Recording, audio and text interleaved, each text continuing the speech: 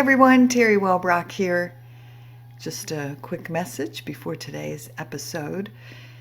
It is the Wednesday before Thanksgiving. For those of you in the United States tuning in who will celebrate Thanksgiving tomorrow, just wanted to wish you a blessed day filled with joy and love and laughter and time with friends and family and loved ones.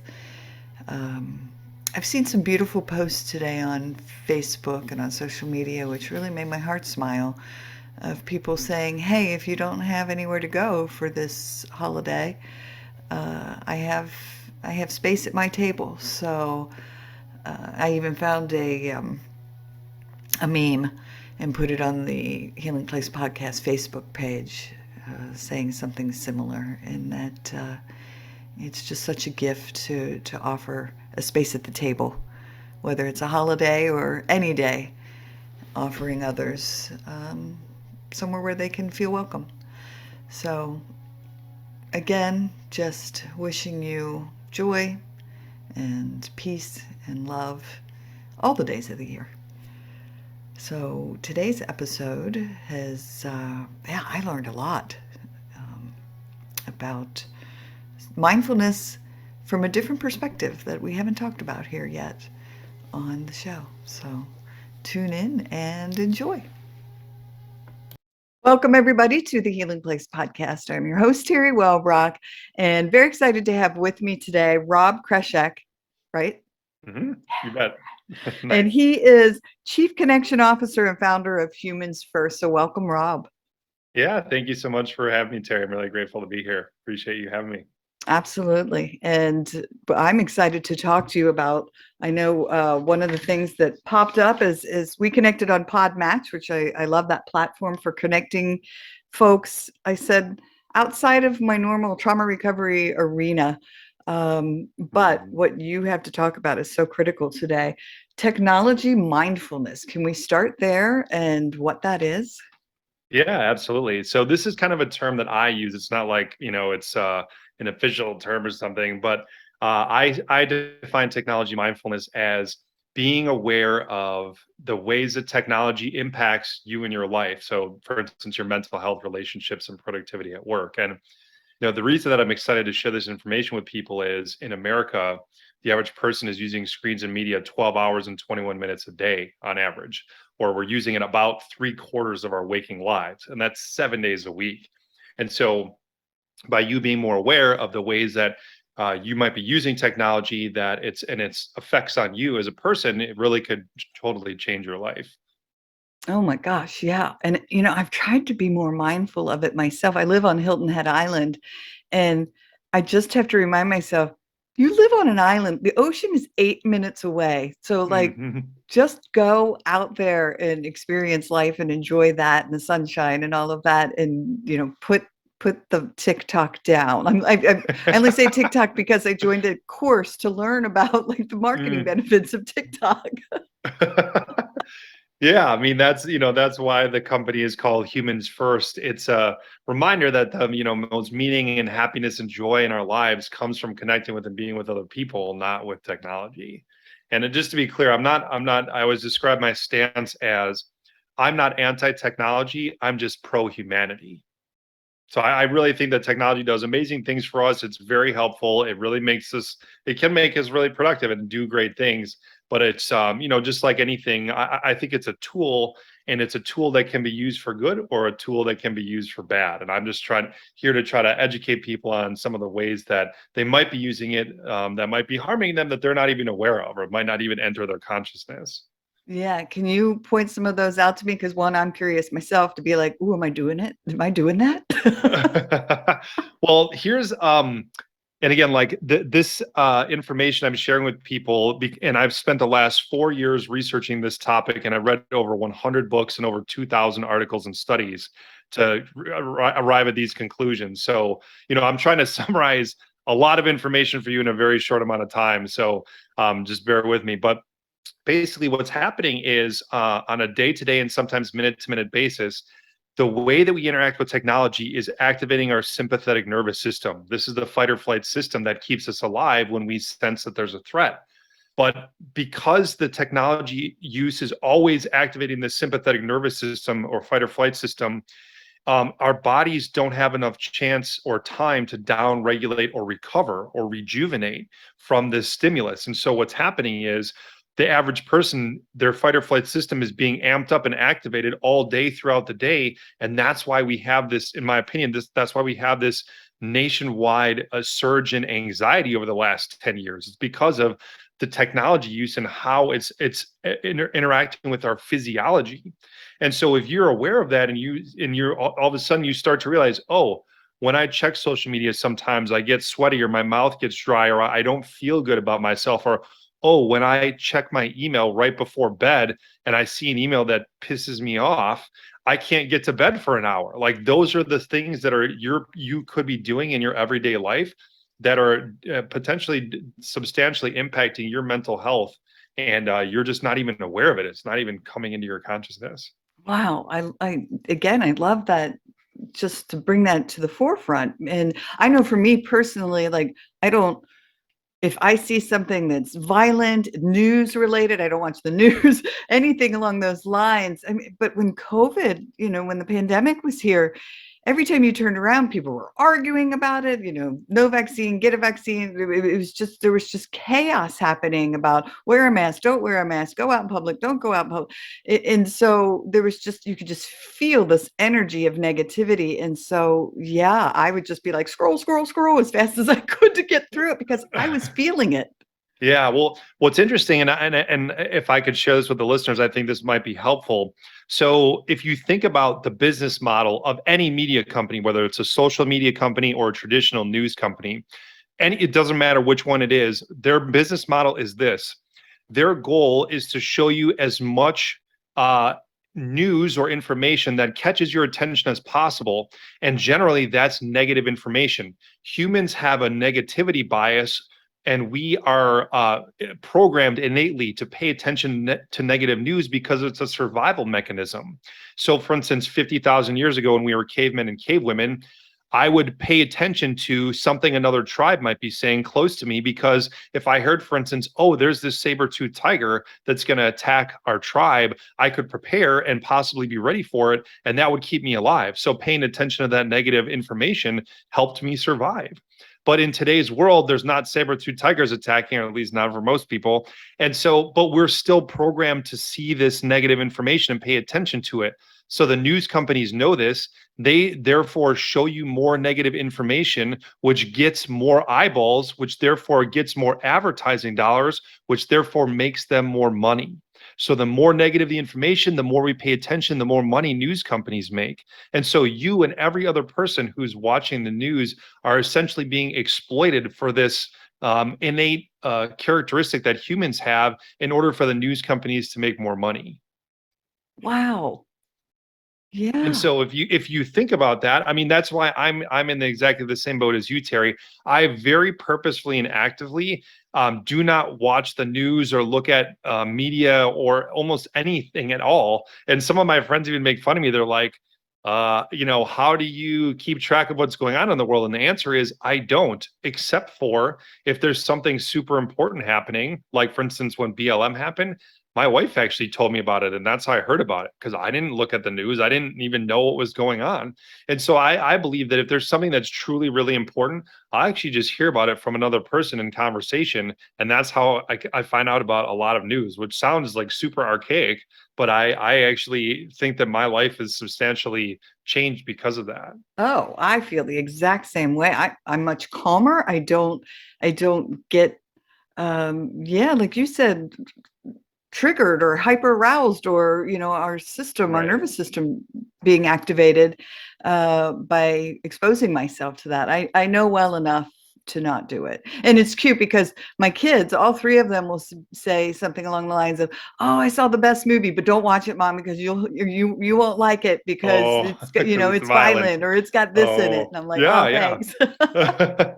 Well, it sounds like your kids have your best interest in mind. That's Yeah. great. It's Yeah. interesting though. My wife and I, we went on this trip recently and we were watching some movies during it. And I found that like when I would watch these movies close to bed time, I would actually have nightmares about some of the stuff, right? And I told her like, look, I actually love action movies and all that stuff, but I don't think we should be watching those close to bed. So I totally believe that that's true, that even the movies can negatively impact you for sure. Oh, for sure. I think we've even talked about, just to make a little segue for the audience, um, that when kids are watching movies like Jaws, or some parents will let them watch, horror movies and scary movies, that has such a profound impact on these kids. Um, and it can be on a trauma level that later down, later in life, they can have some serious issues from being exposed to those kinds of violent and, yes, scary Hmm. and negative scenes.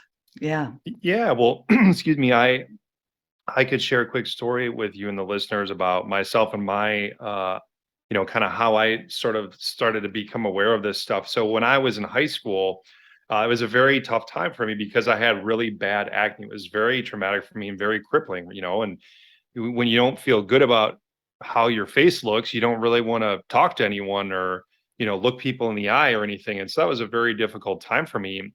And one of the kind of side effects of that, though, was that I became addicted to video games. And this, though, was in the mid 90s before most people had a cell phone or an internet connected computer. And so, I always joke that like I was addicted to technology before it was cool to be addicted to technology, but the thing is I saw for myself at a pretty young age then how what the negative effects from technology were before people were even using technology. And so I just want to share this information with other people so that they don't have to go through the same thing that I did. And that to me, that experience of being addicted to video games early on was actually very valuable in that it showed me what video games can do to your brain or your psychology without you even being aware of it. Like I didn't realize that I was addicted to them until my dad found me playing video games late at night a couple of times in a row on a school night, and like where I should have been sleeping because I was in high school. I was playing video games till 12, 1, 2 in the morning, and like that's not good. Right. Yeah, for sure. And then, now, one of the things, again, to make a little bit of a turn, that you talk about is transitioning. So companies to transition to a 4-day work week. Um, is that to give people more time then away from screens and downtime? Yeah. So the whole point of my company, if I had to summarize it in one sentence, is to have people spend less time on technology so that they can spend more time with the people in life that they care about the most, right? That's why it's called humans first. And so, yeah, the whole point of me guiding companies, teams, and individuals to a 4-day work week is so that they can use technology a little bit differently, spend less time working, and then spend more time with the people or doing the things that they care about the most. And by the way, when I say a 4-day work week, I mean 4 8-hour days, not 4 10-hour days. So Ah, every person in the company, with the same pay, though, with the same pay. So you're truly working one full day less per week with the same pay, and that's for everybody. That's not just the employees, the management team, the owners. Everyone gets the benefit from that. I love that idea. And I mean, again, you can get so much done when you're not so stressed out and so much demands placed upon you. Yeah, I mean, it's interesting you say that, Terry, because what I'm seeing is happening is, in business today in general, we're increasing the amount of ways that we can communicate a lot exponentially. So every time you add one more way to communicate to the mix, it doesn't just linearly increase the number of ways that you communicate, it exponentially increases them, which then exponentially increases the complexity of your communication. And so when you have all these different ways to communicate, what that's forcing employees to do is guess how and when and how much they need to communicate, which becomes incredibly stressful. And so, by communicating a little bit differently, or sometimes even eliminating ways to communicate, it sounds kind of counterintuitive, but it actually makes it easier for you to communicate and to get things done. Yeah, well, what popped into my head immediately was you're streamlining it then. I mean, it's like Exactly. either like a one-way communication route, not meaning like one way, but one, I can't think of how I want to say it. Yeah, One I'm platform. simplifying. Yeah. Yeah. One platform. Right. Exactly. Right. So like, for instance, you could say, as a company, right? As a company, we agree that all that external client communication will be done via email, and we agree that internal, within team communication will be done via Slack, and then try to, establish some rules and procedures related to that. And, even doing something like that, which is very simple, in theory, can dramatically change how and how much the company is forced to communicate, and really allow people to spend more time on doing more value added activities like whatever they need to do related to their job. Yeah. Oh, for sure. And another thing, and I don't know if this is something you can speak to or not, is being at home and people working from home offices. I keep hearing more and more friends and loved ones and people talking about, I work more from home, like all the time, like because my computer's there and I hear it ding and oh, I have an email and I'll go check it and it's 6 o'clock or 7 o'clock at night. And um, so yeah, that's almost like a perk for the companies, but not so good for the employees. Yeah, so I mean, I think that there's, multiple viewpoints there, right, to consider. So I do think that working from home for sure allows more flexibility. Like there's no question that if you work from home as opposed to driving into an office, like there's Oh, a lot of amount of flexibility to be gained there. But what's interesting is the data shows that after COVID or during COVID, the average worker was working 31 minutes more in the United States. So we actually were working more, but generally people were, not as productive, or it was tough to be as productive. And the other thing though that working from home does, and again, like there's some benefits, some cons, is that working from home then blurs the boundaries between what is your personal life and what is your business life. And for some people it's very easy to establish those boundaries and adhere to them, but for other people it's very difficult. You might feel compelled to, like, let's say your workstation for your job is in the middle of your living room, right? Because you don't have another place to put it. Not everyone has a dedicated office. In fact, my office is in my and my wife's bedroom. And so, some people might feel compelled, if their computer's in their bedroom, to, log on at 10 at night and check their email one more time just because it's in the bedroom and it's convenient. But that doesn't mean it's necessarily what they should be doing or what's best for them. right. Yeah, well, that's the story that I keep hearing because again, a lot of people they don't have an extra spare bedroom because of kids or whatever, and it is in a very convenient place, and so they'll hear that ding, and then they're like, "Oh, I should probably check Mm-hmm. that." Mm-hmm. Mm-hmm. Yeah, exactly. Oh my gosh. Um, Yes. One of the things that you had brought up is a simple suggestion that you can have for people to start making these shifts in their life. Yeah, so I mean, there's literally like hundreds of things that I could suggest, right? But here's a couple very simple things that you could literally do in 30 seconds each, and they will make a big difference in how much you use your phone or how you interact with your phone. So the first one is to disable a setting called raise to wake. And if you have an iPhone, you just go into settings and you can search for that. Or there's a similar setting in Android as well. It's not called raise to wake. It's called something similar though. So it's similar functionality. And basically, if you disable this feature, what it does is when the feature is enabled, when you physically move your phone, it will turn on the display. So not only does that waste the battery life, but it also then will, when you move your phone and your display turns on, your eyes automatically go to it, and then you'll automatically think to yourself, oh, like what's on my phone? Like how many notifications did I get, or what's on here, right? And so when you disable raise to wake and it's not turned on, then your phone screen doesn't turn on automatically. And so A, this saves battery life, but B, it doesn't get you sucked into your phone as often because your display doesn't automatically turn on. And so, for instance, when I disabled this, it saved me about 2 hours per week of screen time, which that's like a lot of time just for one simple setting. So I think that's something that you can do in literally 10 seconds, is disable the raise to wake feature. That's something that's really helpful. Another thing is let's say you're trying to reduce the use of one of your apps. I don't know which one it is. Maybe it's Facebook, it could be a sports game. I don't know, whatever. But if you have that app on your home screen, like the screen that you immediately see when you unlock your phone, you're going to be much more likely to hit it just because it's there and it's available. It's sort of like, if you have a plate of chocolate chip cookies sitting in your kitchen, and you like chocolate chip cookies, you're probably going to eat those if they're sitting out, but you're not going to eat as many if they're stored away in a cabinet, right? And so the kind of a digital equivalent is to move an app that you're trying to reduce the use for to the very, very last page of your app screen, of your apps, excuse me. And, that way it is intentionally a little bit more difficult to use it or get to it. And when you're scrolling to the last page to get to this app that you might use, then you could be asking yourself, hey, is there really a reason that I need to be using this right now? Or is there something else that I could be doing? I love it. And I've done that. I Mm.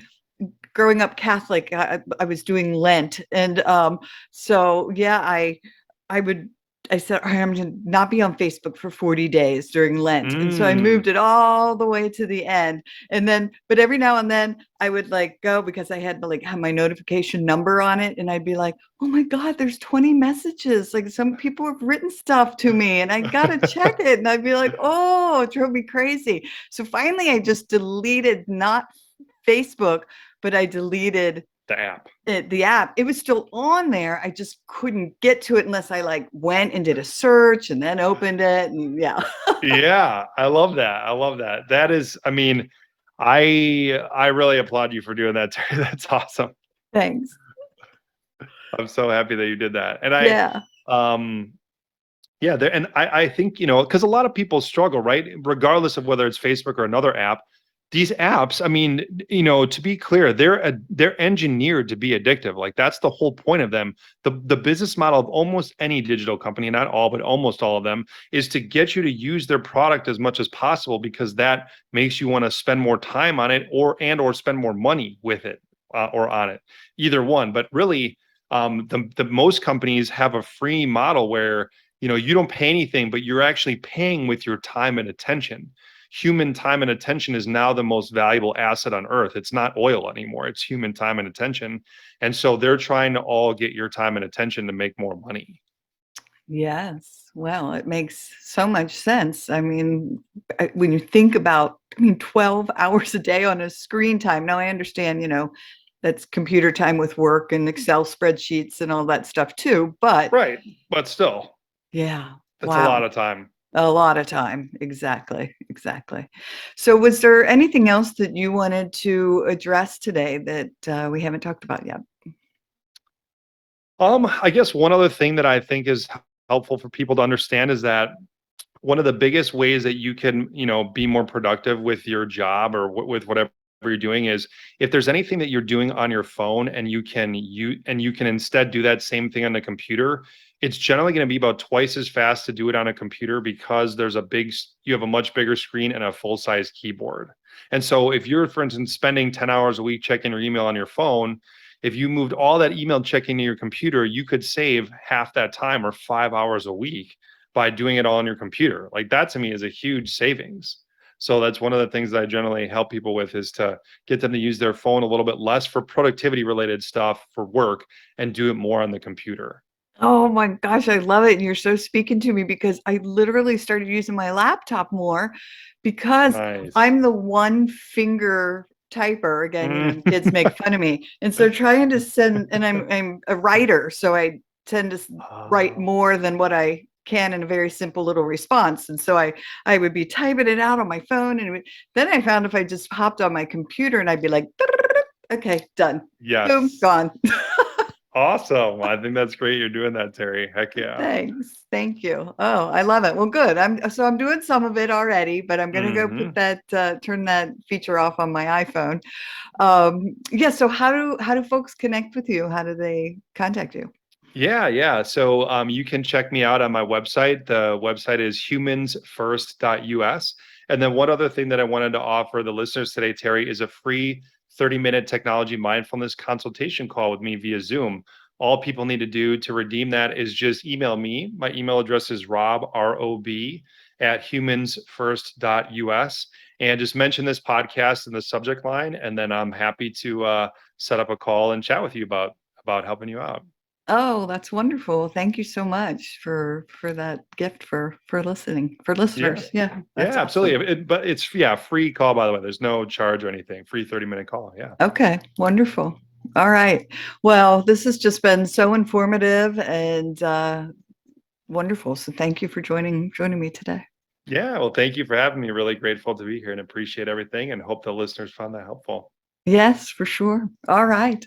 Well, everyone, thanks for joining us today on the Healing Place podcast. And remember, until next time, be gentle with yourself. Thanks. Bye-bye. Hey, everybody. Teri Wellbrock again.